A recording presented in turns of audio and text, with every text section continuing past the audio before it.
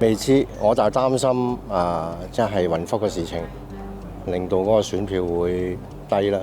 但係我希望身為香港嘅居民，雲福嘅事情已經發生咗，咁希望都積極出嚟投票啦。呢度都好啲啦，暫時可以幫下手啦。本身我對於呢個選舉都冇乜特別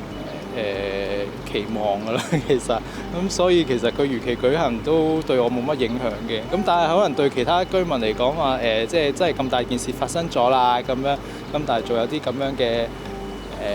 大型活動出嚟，可能對佢嚟講有其他唔好嘅心情咁樣都唔一定嘅。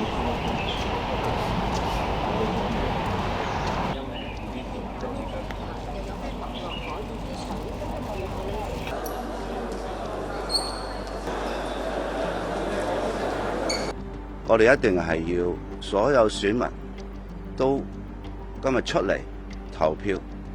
因為呢一票係代表我哋推動改革嘅一票，係代表我哋守護災民嘅一票，亦都係代表我哋凝聚力量、共同前行嘅一票。